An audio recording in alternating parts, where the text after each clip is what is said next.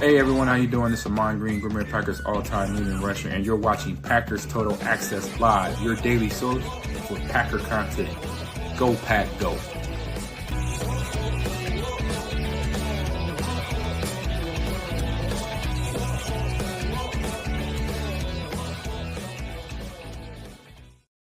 What's up, guys? Welcome into Packers Total Access. My name is Clayton, joined alongside Tim in Green Bay here to talk Packers this evening. We got an awesome show for you guys and gals. Christian Watson returned to practice today. We've got some other injury updates geared around the offensive line. Zach Tom, Aaron Banks will let you know how they are looking at practice. Some other guys that may not be available sooner rather than later.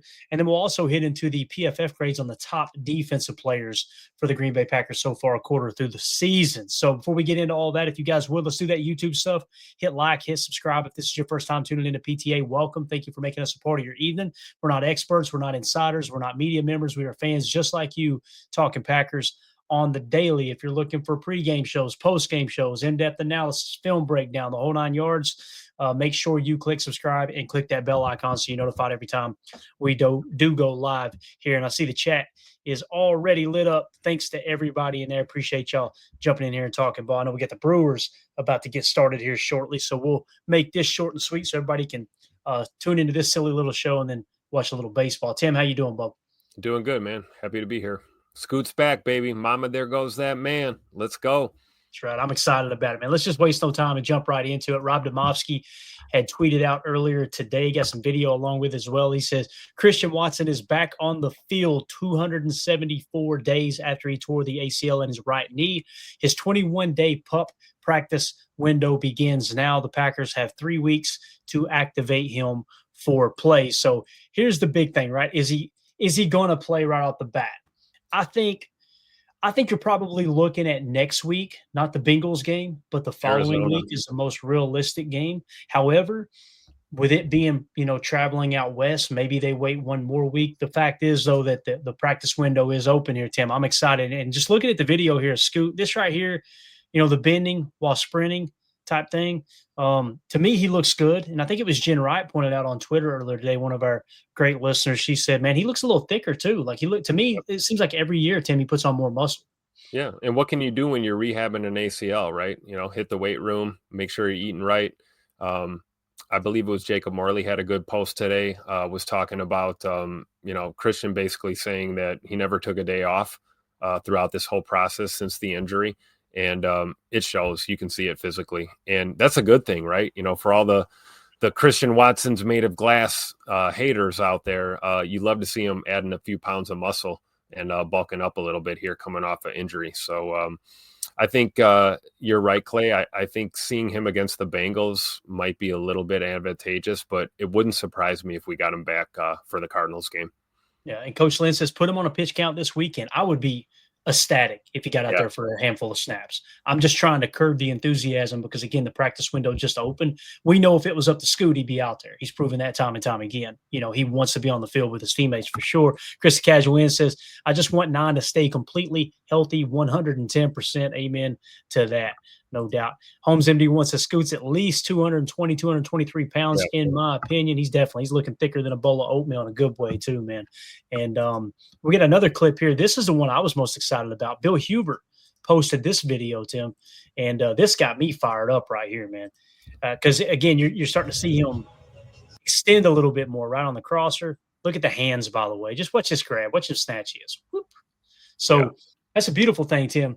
The knees kept him out of full sprints and this and that for a certain portion of the offseason, but he's been on that jugs machine, man. Oh, yeah, for sure. So the hands are probably not an issue, I don't think, at this point. You've seen him doing a lot of training with the helmet on, too. We saw that throughout camp, even with the rehab group. Anytime he was catching footballs, for the most part, he had his helmet on, which is good.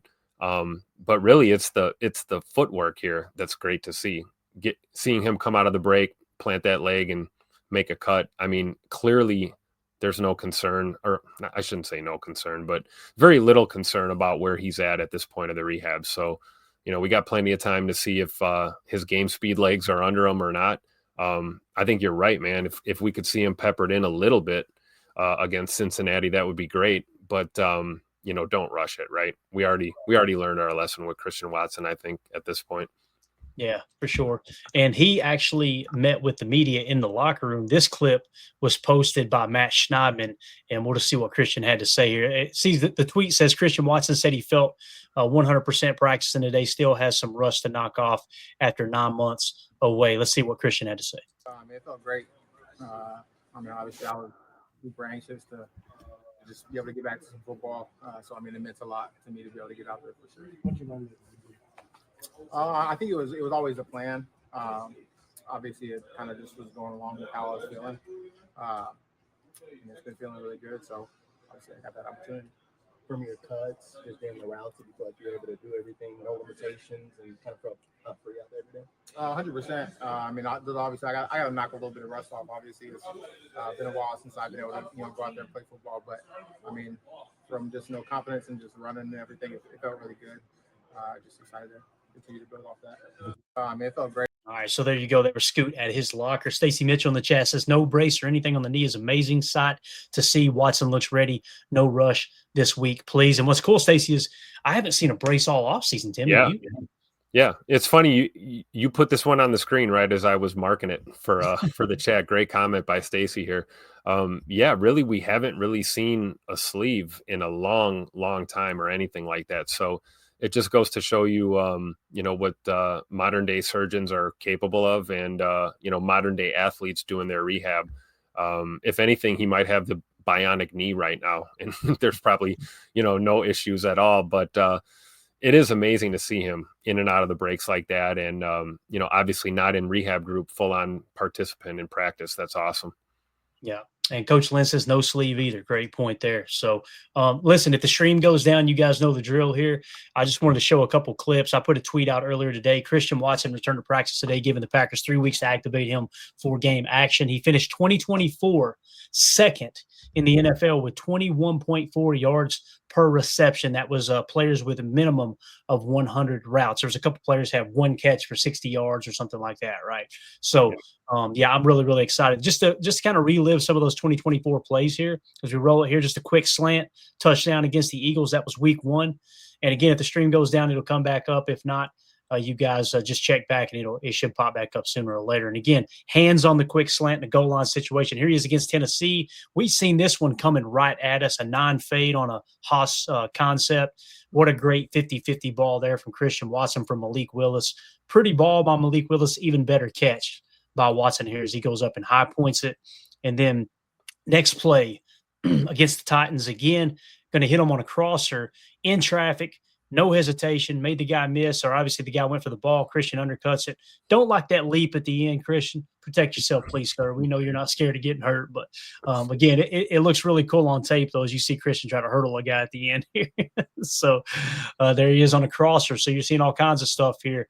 I can't remember who they're against here, but this is another deep post or crosser. That was for a tutter. That might have been against Arizona, maybe, I believe. The Lambeau leap there at the end. And again, Jordan's confidence in him on this play action pass, just let that thing roll off the fingertips, and Watson with the tutter there. And again, 21.4 yards per reception out of the gun here. Little play action pass. This is going to be Watson on kind of a wheel route down the sideline. I love that he protected himself there. I know some fans want him to stay on his feet there, but I love that he protected himself, got down, didn't take a kidney shot right here. As you can see him kind of get on the ground and absorb that hit there. So there's a non-wheel route. All right, Watson back, or Love back again, play action pass. This is awesome improvisation. Watson seen that Love was rolling to the right. This next clip or this next angle is a beautiful view of it. Watch Jordan roll to the right here, Tim. This is absolutely awesome. Play action. First window's not there. Let's extend this play. F it. Nine's down there somewhere in double coverage. What a great catch. Dropped it right in the bucket, and then Scoot with the stud catch with the sun in his eyes. You got to love it. Absolutely. And you're seeing a lot of cheap motion from Jayden Reed here, right, in some of these clips. I think we really, really took for granted how important Jayden Reed was for this offense. Look for Matthew Golden to kind of become that guy a little bit, I believe, once Watson is back on the field, because obviously we won't be getting Reed back till a little later. So you see the cheap motion towards Watson up here off to the right, going to fight through a press man coverage and then another crossing route, had to make a diving grab, still had time to get up and pick up another, 20, 30 yards after the catch, a little juke inside. Once again, the hurdle, Mino Lucky that jam. But watch this grab, Tim. This is unbelievable. Look at this dive. He's just going to lay out for it. Bang. What a grab, man. I was told Christian Watson didn't have good hands. Which is crazy because he's sneaky good at stuff like that. He really knows his body and space, and Scoot, that's not the first time we've seen him lay out and grab one or pick one up off the turf. Making a play for his quarterback. You love to see it. Yep. Here he is in an 830 pony package. He's in the nasty split down here on the bottom of the screen. Let's see what he runs here. So it's going to be kind of an out and up, and then he just turns. I think he was just supposed to run it out, and the defender didn't bite too early. I love the concentration here, though. Obviously, they threw a flag on the defense for illegal contact there or pass interference, one of the two. But Jordan just trusting this guy, putting it where only he can make the grab. And great sideline awareness there from Christian Watson. You've seen him all over the field. You're seeing crossers. You're seeing posts. You're seeing deep routes. Let's see. Here we go. Here's a deep 9 shot. Lays out, makes the grab there. Would love to it's almost automatic, right? You see him one-on-one up there, you're going to throw that ball up. Absolutely, man. The chances of it getting picked off with Christian Watson out there is slim to none. Yep. It gives Jordan a little more confidence. He can lead that ball a little long on those routes and just trust Christian to go get it. Yeah. And that's the difference between throwing him a 50-50 ball and Dontavion Wicks. And not to knock Wicks. Wicks is having a great season, in my opinion. However, Christian Watson, that 6'5" frame, probably going to catch it, or it's going to be incomplete, as opposed to Wicks kind of getting out muscled for that ball, even though I think he's 6'2", I believe, but still, or he's close to 6'2". But here we got Watson at the top again, going to get an inside release. Look at the step he's got right here, man. My goodness. Oh, we remember that one. That one was a thing of beauty. Definitely. All right, here we are. Just another end zone camo. I love how Jordan looks the safety off and comes back to the right. You seen Wicks open on the crosser. He said, F it, let's go down there to number 9. And then here we are again, another play action pass. You've seen a lot of play action. There's a crossers concept, hitting Watson on the crosser and then picking up a couple extra yards there at the end, just running through the face. Love the yo-yo there. Love Jordan Love working that pocket to make that play even happen. I mean, that was incredible. He's so comfortable when Christian Watson's on the field, man. Yep. This might be my favorite right here. So look, you got the 308 pony, and then he's going to come backside to Christian. Look at the sideline awareness. This next drag swag, baby. What a thing of beauty. You can't throw it any better. Look where Love puts this ball, on a bum knee last year. What a crab by Watt. I mean, my goodness. I love how Scoot just becomes a dead body halfway up in that catch, just like freeze, and wherever I am is where I need to be so I can stay in bounds. That's a thing of beauty. Yeah. I'm just so excited to get him back in the Z, Romeo in the X, him in the Z, Golden in the F until Jaden Reed comes back, man. I'm fired up about it. So anything else you got on Christian Watson before we hit on the rest of the injury report here, Tim? I think I speak for the entire fan base when I say we are all extremely excited to see what these defenses are going to try and do with Christian Watson and Matthew Golden on the field at the same time, along with Romeo Doubs and Tucker Kraft on the field at the same time. Good luck. That's all I got to say for sure. Dave C in the chat says, so damn pumped. My favorite player, Christian Watson, is almost ready. Jen Wright agrees there. It's going to be a lot of fun to get 9 back out there, no doubt. We got a couple other players that may be hitting the field as well, Tim. As Rob Domofsky tweeted out, Aaron Banks with the groin and Zach Tom with the oblique, both back at practice, so they should be good to go. They only did not participate were Anthony Belton and Devontae White. Mino Lucky, Devontae White not being active. And I think they have worked out like 5 or 6 different defensive tackles in the last few days, if not today. I think I'd seen that come across the wire. I try not to share that stuff too much until we get a signing and something's concrete, or else we're just kind of wasting dead air here. But Aaron Banks and Zach Tom both playing this week. If that happens, that's absolutely huge, man. Yeah, absolutely. I mean, the bad news is Devontae Wyatt for sure. And we can't really, overshadow Anthony Belton too. Hopefully that, he sees the field here as the week progresses with that ankle and, maybe he's limited or something going into this Cincinnati game and we get some availability, but getting Zach Tom and Aaron Banks back on the practice field is just huge for this O-line. But yeah, I am a little concerned about Heavy D there. His presence has been missed instantaneously on that defensive line. And, unless we get a couple guys to really step up, it's going to continue to be like that until he's back on the field.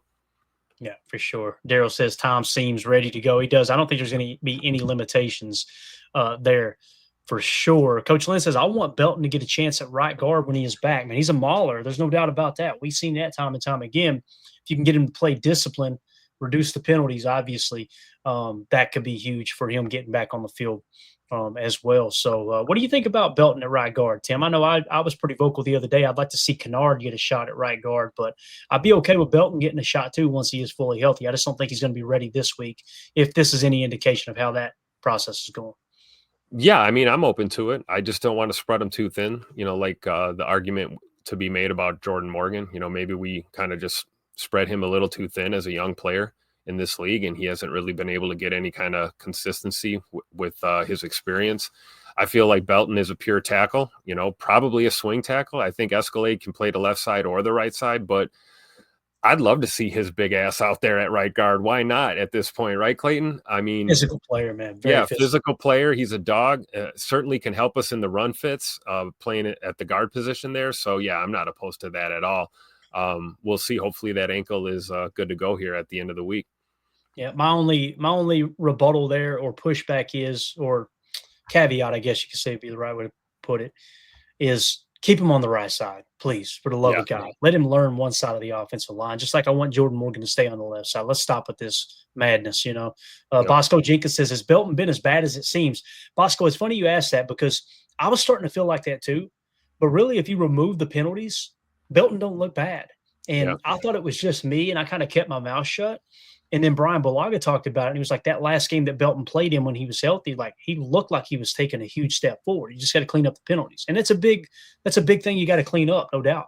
But I've got a lot of faith that Anthony Belton's going to be a great player once you get that kind of harnessed a little bit. Now, listen, that personal foul out of bounds, I know that one probably pisses fans off the most because it's like, what are you thinking? You get in that film room with your offensive line coach and those other guys, I don't think they care as much about that one as the holds or the false starts. Exactly. I think they look at that tape and go, yeah, put that guy out there beside me. Yeah, absolutely. Line up correctly and don't jump too soon, right? That's all we're asking. The occasional extra stuff is what it is. And, we have to remember he's a rookie. Rookies are going to make mistakes. It's part of the game. We have to be patient. But I think when you look at the physical attributes and the way he moves for being as big as he is, very light on his feet, very agile player. And I think he's going to develop nicely. And, the procedural penalty kind of things, he's going to play his way through that. I have full confidence. Rob Domofsky also tweeted out offensive lineman Jacob Monk. He had the knee/hamstring, also returned to practice from IR. Same 21-day practice window for him that Christian Watson's got. Marshawn Lloyd and John Williams are not back yet. Now, Marshawn Lloyd was on the IR. John Williams is on the PUP. Okay. Again, I'm kind of, and I could be wrong here. I could be completely wrong. I don't have any inside information. I feel like John Williams is probably not going to play at all this year. Had back surgery. I just kind of think they'll probably hold him out. I mean, how much of an impact could a 7th round pick who's been behind the 8 ball all through camp, all through this whole process, having back surgery as soon as he was drafted, pretty much. I mean, what can he actually bring to the table? I think let it be a red shirt year, let him get fully healthy, let him understand the playbook, and then get a fresh start next year. In terms of Marshawn Lloyd, man, I don't want to pile on. Yeah, I don't want to pile on. You guys know how I fan. I'm not one of these fans like, oh, he's made of glass, oh, he's injury prone, blah, blah, blah, blah. But there comes a point where we have got to go, okay, I am no longer going to expect Marshawn Lloyd to contribute, at least this year. Because, I mean, how many times is this going to happen? I know he's as distraught about it as anybody. That dude wants to be on the field. And when he was on the field, albeit preseason, damn, he looked good. But I don't know, Tim. I'm starting to lose a little hope for Marshawn Lloyd personally. And I don't think we need Marshawn Lloyd. Like, Emmanuel, if anything, I want to see Emmanuel Wilson get more carries. Yeah. And if you get Marshawn Lloyd back in the fold, he's going to get less carries. I do think Emmanuel Wilson is a better, more rounded, well-rounded running back than Marshawn Lloyd. I believe that. However, what does Chris Brooks bring to the table as opposed to Marshawn Lloyd? Marshawn Lloyd ran that wheel route and ran it clean. He looked like a good receiving back, right? And that can be very, very handy. We haven't really had that. Listen, Josh Jacobs has been great at it. Don't get me wrong. but Aaron Jones was kind of the epitome of that receiving back in Matt LaFleur's offense. I just don't think that they would deactivate Chris Brooks for Marshawn Lloyd. That's why I'm just kind of – Marshawn Lloyd's on the back burner for me. How do you feel about it, man? Yeah, I would agree with that 100%. And then, I mean, if you even look at deployment with Chris Brooks this year, I mean, mostly pass pro, blocking assignments, and then, the occasional run. You're not really running your offense through him. Whereas with a guy like Emmanuel Wilson, you can run the football, you can throw him those short passes and let him get those yak yards, But I'm with you. I think until we see otherwise, we almost have to out of sight, out of mind with Marshawn Lloyd right now. Unfortunately, a lot of us would love to see him on the field. But at this point, how long is it going to be? And then how long from when you are back is it going to take you to get acclimated and get up to game speed? Like, is it worth bumping a guy like Chris Brooks or Emmanuel Wilson to get Marshawn Lloyd, those reps? But, fingers crossed, man, hoping for the best, honestly, because this has been 2 years plus in the making. A lot of us are waiting to see what he can really do because we've seen those flashes, like you said. Yeah. Chris in the chat says, don't need but want. Talking about Marshawn Lloyd. Perfectly said. Perfectly said. Exactly. Don't necessarily need him, but, man, it would be exciting to get him out there and get him some touches. And we know, guys, it's a long season. Your bye week is now behind you. Guys are going to get banged up, especially at the running back position. So probably going to need him at some point, right? I would imagine. So, all right, there you go. Now, if you guys are watching that video back, again, that's just a Christian Watson update, injury report update. If you guys are watching that video back later in the separate cut up that we did, let us know in the comments, what do you think about Christian Watson? When do you think he'll return? Are you excited about him coming back sooner rather than later? Would you rather him just wait? Hey, man, let's extend that all the way out to day 20 of that 21-day window and make certain he's healthy, and what kind of impact you think he's going to have on the offense when he does return. And also hit subscribe and hit that bell icon so you're notified when we go live here in the future. Tim, you ready to talk some defensive PFF grades, sir? Oh, yeah. You said defense? I'm all ears, man. Let's go. All about it. Tim says, you got some defensive talk. Get over here. Belt to ass. BTA. Know what I'm saying?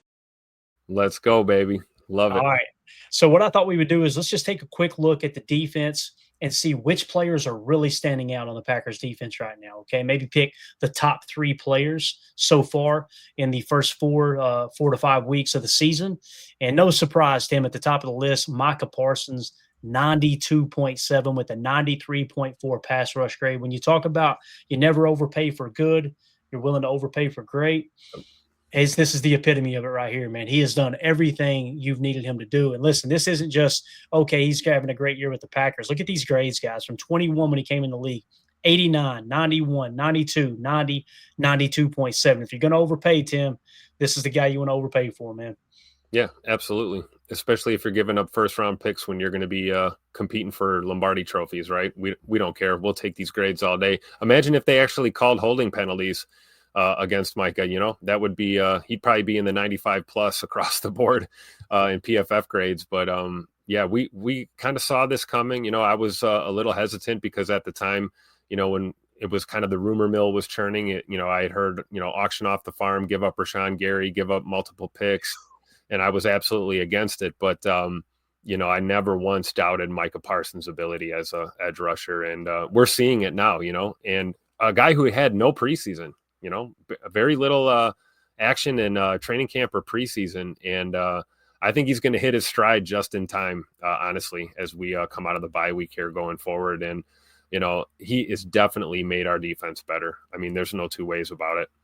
Yeah, and obviously Rashawn Gary is hitting home for more sacks than Micah right now. I expect that to change. I think if we come out against Cincinnati and Rashawn Gary puts another good game on tape, and let's say he gets a sack or 2 in that game, I think offenses are really going to have to start to think about, okay, how do we handle 52 along with number 1 here in Micah Parsons? It's not that they'll ever stop double teaming Micah, but what's crazy is we've shown you on the tape with Gary's sacks, 2 of those 4.5 sacks, which was leading the league going into this week 5, right?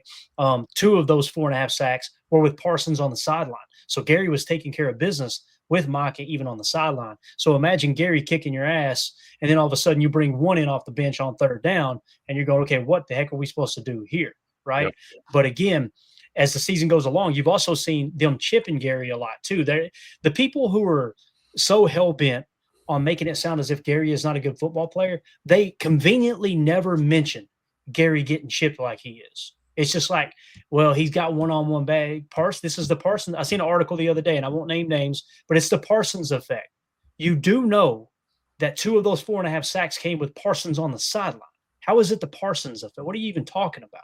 You know what I mean? Now, does it help? Absolutely, it helps. But to just conveniently leave that off because you've written article after article and did radio programming after radio programming about Gary being this mediocre player. They changed that tune when he came off to a hot start this year, right? Absolutely. It then turned into, well, no, he's a good player. He's just not worth top edge defender money. He's not getting top edge defender money, right? He hasn't in the last 3 years, to be honest with you. So you're talking about Parsons getting on average, what, $50 million a year quarterback money? And you got Gary, who his cap hit 2 years ago was $11 million, then $17 million, and now like $25 million. So he's half of Parsons' salary and has more sacks than him. That's not to knock Parsons. He's eating double teams. He's winning pass rush win rate. But boy, oh boy, Tim, I could not agree more. When we heard the rumor, it wasn't even a rumor. It was, and listen, I love Jason Wilde, but Jason Wilde said, I would be willing to give up 3 first-round picks and Rashawn Gary for Micah Parsons. I went, somebody's on the pipe. Somebody's got to put the pipe down. Mike, what are we talking about here? Thank God they didn't go through with that kind of trade. And to me, it hurt enough getting rid of Kenny Clark, although that was a lot easier for me because you knew the plan was to move on from him next year anyway. So. In two first rounds, not 3. Not 3 draft picks, 2 picks instead. So, yeah, luckily all is right in the world. Thanks, Jerry. Appreciate it. And then next on the list here, Isaiah McDuffie, 77.0. His run defense grade 79.0. Now, keep in mind, guys, only 70 snaps, but boy, what a blessing it is to have Isaiah McDuffie on such a small contract. You know, I mean, this dude has done everything you've asked him to do. He's been a special teams contributor as well. And you see he's having the best year of his career. Now, listen, if he had, 200 snaps already, that grade's probably significantly lower. But, man, it's just nice to know you can roll him out there. In my opinion, Tim, it seems like Isaiah McDuffie has played so damn good that it's keeping Tyron Hopper off the field. You know what I mean? I agree with that 100%. I've always loved Zay McDuffie, man. Blue-collar linebacker. Whatever you need done, he'll get it done.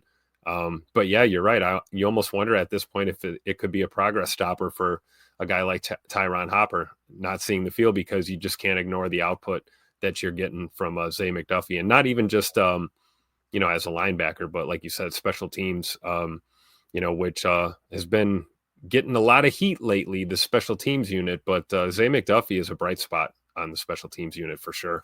On top of what he brings to the table as a linebacker. Yeah, no doubt about it. Next on the list, Keyshawn Nixon. Tim, Keyshawn Nixon, 74.2 with a 76.5 coverage grade. That overall 74.2 defensive grade, 15th best amongst corners. We've also talked about he was leading the league in pass breakups. So when you see statistics like that, line up with PFF, and we show the tape on Chalk Talk, okay, this dude's having a hell of a year, man. Keyshawn Nixon – I rolled my eyes when he said, I want to be CB1. I'm like, okay, bub, you got to show me first. Boy, did he show me. He's having a hell of a year, man. You know why they call him K9, right? Because he's a dog, man, an absolute dog. And yeah, let's look at the PFF grades here, even just going back. I mean, he's playing his best football as a Green Bay Packer. 2021, he had a great year, but he's really hit his stride, I think, going into this season. We saw it firsthand at training camp, first guy out there, last guy off the field every single day at camp. You're right. He wasn't just saying that, I'm CB1. He was willing to walk the walk and back it up. And we're seeing it, man. I'm hoping for an all-pro year here out of Keyshawn for sure. And it's not just this season. Like when he improved in 2023, his PFF grade was a 60, right? Last year, he jumped to a 64.1. In my opinion, that happened when they moved him outside.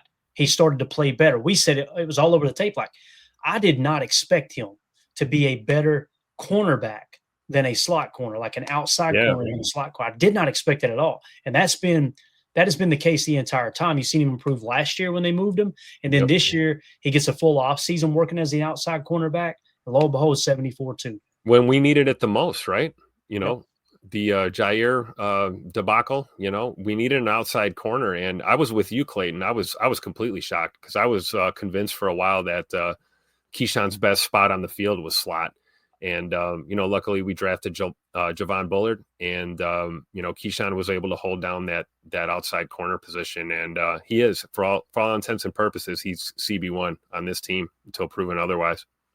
I'll tell you who's linebacker one right now, man. Edgerrin Cooper just continues to do it. 73.8. He's the 17th highest graded linebacker in all of football right now on 270 snaps. Dude's having another great year. Obviously, last year, 85.6. Tim, if the sophomore slump means you're grading out in the mid-70s, sign me up. This dude is a dog. And obviously, he put on a little bit of weight. We talked about that in the offseason. I think you haven't even seen his breakout games yet. I think those are coming. Those are coming any week now. We're going to look up and have an Edgerrin Cooper game like we seen in Jacksonville last year, right? Or just name a game, because he was unbelievable. He was the 5th highest graded linebacker last year. I love the fact that this is the sophomore slump. This is the floor for Edgerrin Cooper. Seems to be in the low to mid 70s. Absolutely awesome. Yeah, absolutely. I mean, and I fully expect that grade to improve throughout the year. Like you said, I can totally see Coop stringing a couple of performances together that are just top notch, and really, I think he's getting used to, maybe the Micah Parsons effect is what we've seen. We've seen Micah kick back to stack backer on a couple of these, mug looks. And it's just getting used to, how Hafley is deploying the personnel that we have. And Cooper is a solid player, man. He's, that's probably the floor, right? Low 70s, I think, like 73.8 right now so far. I think that number is going to continue to improve overall throughout the year. Definitely. Jake points out, Coop just missed a couple tackles last game, had dead to rights in the backfield or at the line, but those things can happen to a second-year player. He's in the right gap, and that's the main thing. Absolutely, Jake. And you go back to the Cleveland game, that big explosive play that Quinshon Judkins had. I mean, he got bear hugged. Edgerrin Cooper got bear hugged from behind. It should have been a hole. I remember watching it live going, damn, he jumped in the wrong gap. I put a negative mark on my notes, went back and watched the all-22, and more specifically the end zone cam was like, nope, he was in the right gap. He read it perfect. He just got held from behind, and the official went, I ain't seen nothing. And lo and behold, explosive play leads to the first points of the game, I think, for Cleveland in that situation. So I feel like Edgerrin Cooper is going to be just fine, man. I think you're going to see that breakout. I would not be surprised if he finishes in the 80s, Tim. I really wouldn't. So yeah, absolutely. Yeah. Next on the list, man, surprise, surprise, LVN. We talked about it in training camp. You could see it all over training camp. Everybody was the buzz around camp was LVN seems to be taking a step. He is the 35th highest graded edge defender at a 73.3. You love to see it here, man. So obviously his rookie year, 62. Last year took a step back in the first year in Jeff Hafley's defense at a 52. Keep in mind, guys, he played 3-tech, right? He played kind of a defensive tackle, a 3 to a 5 tech, essentially, in Iowa's defense. So he was kind of an interior hybrid defensive tackle, I guess you could say, right, in college. He gets drafted by the Packers, and they say, all right, Bob, you're playing outside linebacker in the 34 now. He had to learn that. Then they fired Joe Barry, bring in Jeff Hafley. All right, now you're going to go out and play a 7 to 9 tech defensive end spot. This year, they're breaking out the cheetah package where you got Micah Parsons, Rashawn Gary, and Lucas Van Ness on the field. Now, Tim, you're seeing him in a 3-tech in the cheetah package. So he's back at a 3-tech, which is closer to what he played in college, 3 to 4 eye type look. And lo and behold, what do you got? A 73.3. My man seems to be breaking out here. He seems to be answering the call no matter what he's asked to do, honestly. And it's not about, good or great. It's just about being effective as a football player within the scheme, I mean, we talked about Devontae Wyatt being down. I wouldn't be surprised if they threw LVN at 0 once in a while. If they, I'm sure he could handle it if he was asked to. But I think it shows the versatility. But you're right. When you're asked to move around and then you can kind of get back to a spot that you're familiar with, you see guys start to excel for sure. And it's just awesome to see LVN in year 3 really breaking out. And it's a testament to really Hafley and Coach Covington, how this defense is developing. Yeah, Daryl in the chat says LVN pushing forward with power and strength. And, you're not the only one that mentioned that. I remember Micah Parsons talking about LVN's bull rush and playing unselfish football and allowing them to get freed up. He shouted them out a couple times on how LVN's doing the dirty work. When you're doing the dirty work and you're still grading out like that, because typically PFF isn't very kind to players like that, right? Yeah. Okay, you're just occupying a double team or you're just blasting inside. They'll say, well, he didn't get anywhere near the quarterback, give him a -2. And in all honesty, in that TE stunt, he's going in and blasting the guard into the center and then allowing Micah Parsons to come off of that, right? Yep. Or vice versa. Him, LVN doing the TE stunt and blasting the guard into the tackle and allowing Micah to loop back inside. That's coaches are looking at that tape going, great job, LVN, where people like PFF sometimes are going, So yeah, it's a little more nuanced than what you see, at first or second glance even. And I think you're right. As long as the coaches are happy and he's executing, the scheme and what he's expected to do. I mean, that's what we should want as fans, right? That's why PFF is huge. Don't get me wrong, but it's not everything, right? Yep, definitely. Next on the list, Evan Williams, 73.1. He's got a run defense grade of 80.2. And this is what we seen on the college tape. I didn't expect him to be as good in coverage as he's been the first 2 years in the league. He's got a 67.8 as it sits right now. But man, oh man, seeing that 80.2 reemerge. And what's crazy is the majority of the Chalk Talk clips that we've had, maybe it's just been kind of the luck of the draw. The ones that we have seen on some of the explosive plays was McKinney in the box. You haven't seen Evan Williams on our Chalk Talks in the box as much as McKinney. It seems like they're trying to get McKinney closer to the ball. And Evan Williams, I think, has done an excellent job. But he's the 19th highest graded safety in the league right now. We talked about this. In 2 years, 3 years, when you have to make a decision on Xavier McKinney, whether he's going to return or not, he's getting firsthand knowledge from one of the best safeties Xavier McKinney is Evan Williams getting, and he's going to be prepared to lead that safety room when it is time to move on from Xavier McKinney. So Evan Williams being the 19th highest graded safety at a 73.2 is just absolutely awesome. And here's what's cool, Tim. Steady Eddie. Last year, 72.3. This year, 73.1. This dude's a dog. Yeah, I think Evan's going to be one of those guys you just year after year, you're going to see those grades go up and up and up incrementally. You talk about him being able to be an understudy with X back there. I mean, what a great guy to learn from on the field. And then also, taking the time to get to know Leroy Butler too. I'm sure Leroy gave him a couple of tips when it comes to coverage as a safety. But yeah, man, really just seeing the way that he's played the run this year has really helped us out a lot. And I think he's going to continue to improve year after year. And you're right. It's probably the long-term plan is to have E. Williams back there as your probably your post safety post Xavier McKinney for sure. Yeah, definitely. Coach Lynn, just to bounce back to LVN, he said, do y'all like LVN at 3-tech or edge more? I like him at 3-tech more, me personally. Of course, when we seen him at 3-tech, it means you're in the cheetah package, and that's really exciting to get all three of those guys on the field together. However, you've got this void right now. We don't know when Devontae Wyatt's going to be healthy, right? I think it's safe to say he will not play against the Bengals. Hopefully he'll be ready against Arizona. Although if there's any kind of swelling in that knee, I don't know. Maybe they won't even let him fly across the country to Arizona. You guys know that can be a little tricky. But there's a little bit of a vacuum created there, right? A little void. So why not let LVN just press into 3-tech? As long as Gary and Parsons are both healthy, let LVN play that 3-tech in place of Devontae Wyatt. Man, I have no problem with that at all, Tim. Especially when we get to the next player on our list, I believe, here on the PFF grades. You take a look at Kingsley Enagbare, who caught a lot of heat over the offseason and stuff. He's kind of put together a pretty damn good year for himself so far on limited snaps. And there's another guy you can look to at the edge if you got to kick LVN inside for a consistent basis. Yeah, and he's next on the list. Enagbare, a 72.6. Keep in mind, guys, only 69 snaps, but what else could you ask from this guy, dude? He's playing really good football, and you see he's taking a bit of a step forward as well. 61.4, 62.5, 56.8, and then bang, 72.6.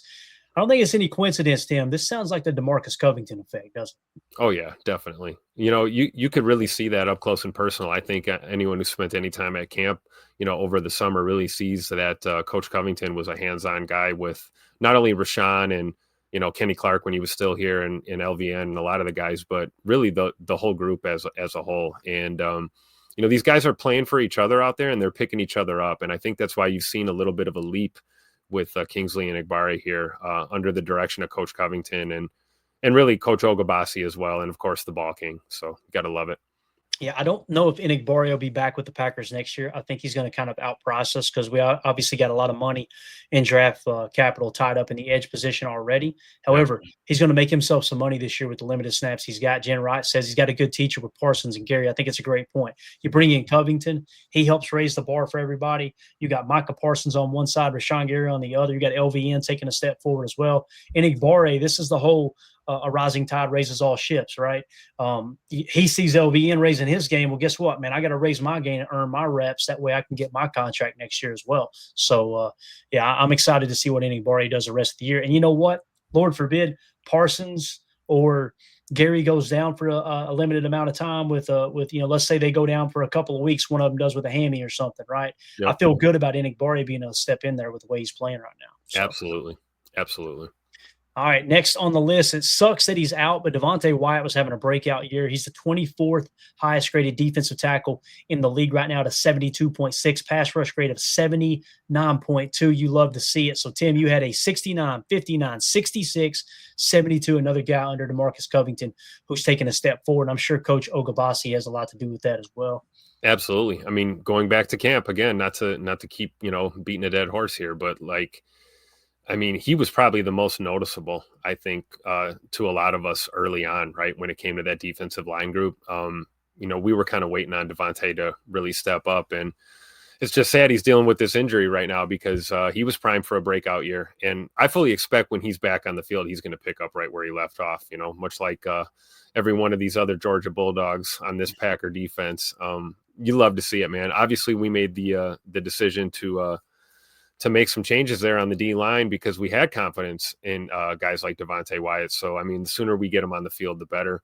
Hopefully they don't rush him out there though. I think we can hang on for a week or two until he's good to go. Right. Yeah. Next on the list, Carrington Valentine, 71.4 with a 75.0 coverage grade. He's the 20th highest graded cornerback in all of football. So what you're seeing here, guys, we're not saying PFF's the gospel. Okay. If it were, you're saying that Keyshawn Nixon is a number one corner and Carrington Valentine, the argument could be made that he's a number one corner, right? And when you're the 20th in the entire league, what that essentially says is there's only 19 other corners that are better than you according to PFF's grading system, right? And again, let's say that they're being a little generous for him. There's no way you can make an argument that he's not a number two caliber corner. Right? Our corner, I know people are worried about the cornerback room all of a sudden. I'm not worried at all. I think these guys are balling out. The one I'm most worried about is Javon Bullard with the 48.9. I look at that. I look at the coverage on tape, and that seems to align with the grade we got. Bullard, to me, he's just one of those hybrid type players. He plays the run, in my opinion, better than he does the pass. And PFF would disagree with that. They got a run defense grade of 39.8. However, when I turn on the tape, I see Bullard playing the run, and I see him playing the screen game, the wide receiver screen game, whether it's a smoke or a bubble. He plays that really well. He kind of plays, just plays underneath. That's his strength, right? But what I would like to see happen, me personally, if we bounce back up, you'll see Nate Hobbs is graded a 68.4. He's the 26th highest graded corner in the game. I would like to see them make the shift. Throw the draft status out the window. Put Nate Hobbs in the slot. If everybody's healthy, put Nate Hobbs in the slot. Put Valentine. Keyshawn and Carrington on the outside. And now you've got Javon Bullard in the bullpen, right? And then he can play safety as well coming off the bench if you need him there. And maybe you can focus him on really, really have him key in on special teams and be the number one contributor there. That way you can kind of control some of those long returns they've been getting here lately as well. I think sometimes you look up and go, second round pick. No, we're not going to worry about him playing, specializing in special teams. Maybe that's the spot for him. I don't know. Maybe I'm being a little too hard on Javon Bullard. I would just love to see, much like we talked about wanting to see Darian Kennard start at right guard, I would love to see them put Nate Hobbs in the slot and allow Carrington Valentine to really embrace that role as the right cornerback from the defense's perspective, that wide right corner, and then Keyshawn being wide left corner. So what do you think about that, man? Do you think there's any merit to that, or would you like to continue to see Bullard in the slot? Because I think most fans would say, I want Bullard in the slot. See, it's tough because your gut is yes, because Javon Bullard might be the best tackler in that secondary, pound for pound, honestly, at least at this point. But yeah, the coverage is something to me to be desired. And if you're going to play slot corner, you got to be able to do both, right? You got to lower the boom against the run, fit those run gaps, and then you also have to be able to cover, down up and down the field, across the field. And I think that's where Bullard struggles a little bit. In that goes back to his rookie season, right? We haven't really seen too many positive strides when it comes to his coverage. Although PFF would disagree, like you said. But I'm in your camp, man. I would love to see more Carrington Valentine on the boundary. And we all know Nate Hobbs can play in the slot. He's an absolute dog. And I think at the very least, you're not going to sacrifice the level of slot play we've seen. And that's not a knock on Javon Bullard at all. Right. He's made some damn good plays for us this year in the slot, but coverage is a big issue. And I think that's why the cornerback room gets a little bit of shade sometimes. And maybe it is because we have a linebacker trapped in a safety's body playing slot corner. That's what's happening right now. And you can do a lot worse than Javon Bullard being your number 2 slot corner and, backup safety as well. So maybe you're right. Maybe it is time for a little bit of a change, but we'll see, Especially with Nate Hobbs' injury history, right? Like he's gotten a little banged up in the past. It's not that he's soft. It's actually the opposite. This dude plays physical. Like he is just going to go in there. And you seen the concussion last week. Made a hell of a stop on that play. He just throws his body around. And guys are going to get hurt to play like that. BTA. Exactly. As Jen Wright says, Bullard good against the run. Completely agree there. So like Tim said, him being kind of your backup slot corner, let him key in on special teams. I personally think that's the way to go. Last player we're going to hit here, Quay Walker, Tim. You see the 63.2 and people think, oh, that's not that good. Guys, he's the 32nd highest graded linebacker in all of football. That means you are a number 1 caliber. You understand that? Like if you were to evenly divide, and let's say PFF was everything. I'm not saying it is. Let's just play along with me here. You would say, okay, 31 teams, here's your stack backers. The 32nd team in the league, he would be the number 1 linebacker on that team if you drafted strictly from PFF grades alone. And the big thing here, Tim, is you're seeing an improvement. Quay Walker's grades, according to PFF, 52, 58, 57, and now a 63. So he's improving. This, in my opinion, though, is why the contract's not done yet. I think Quay is trying to hold out a little bit like, hey, let's get a little deeper into the season so I can continue to show you that I'm improving, so I can get a little more money. And I think Green Bay has a number on it right now that's probably not the number Quay wants, and they're going, sign the contract, because they see him starting to ascend. You know what I mean? And they know the price is just going to go up, right? As he continues to put these performances together. But really, the tails end the tape with Quay. We talked about how great of a coverage backer he is. But, man, that run defense has really, really improved this year. 67.1 run defensive grade. I mean, that was the biggest gripe about Quay for a number of years was, his looks in the run fit. And he is improving. It's real. I mean, obviously it's a, contract year.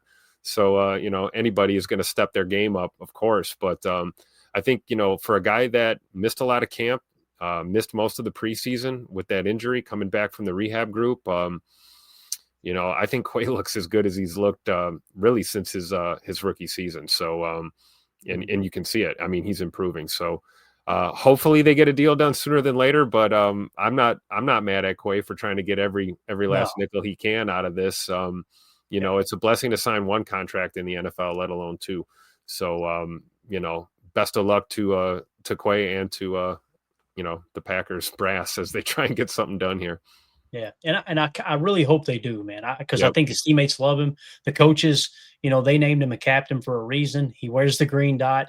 And the other thing, I want to say going into last week, I believe I heard going into week 5, he was leading the league in tackles. So, and you guys know the tackle stat can be a little misleading, right? He's always been a tackling machine. The depth of the tackle was always kind of bad with Quay. This year, the depth of tackle seems to have improved. It seems like it might be just a yard or two, right? But that yard or two could be the difference between a 3rd and 4 and a 3rd and 6. And you guys know when you go to the play sheet, man, if you get yourself in a 3rd and 8 situation instead of a 3rd and 6, you're calling off a different section of the play sheet.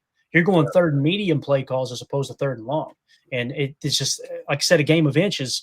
And that 1 or 2 yards of depth of tackle, which Quay seems to have improved on this year, makes a world of difference. It does. It does. And you see it in the PFF grade because PFF doesn't like Quay, and they're grading him out pretty good this year so far. And, we used to talk about that, right, Clay? The start, stop, shoot. And, we felt like Quay was playing with this kind of this air of hesitation sometimes in the run fits. And I think this year he's just playing without hesitation and he's just playing physical and aggressive. And you're right. The depth of tackle has definitely changed as a result. Yeah, no doubt.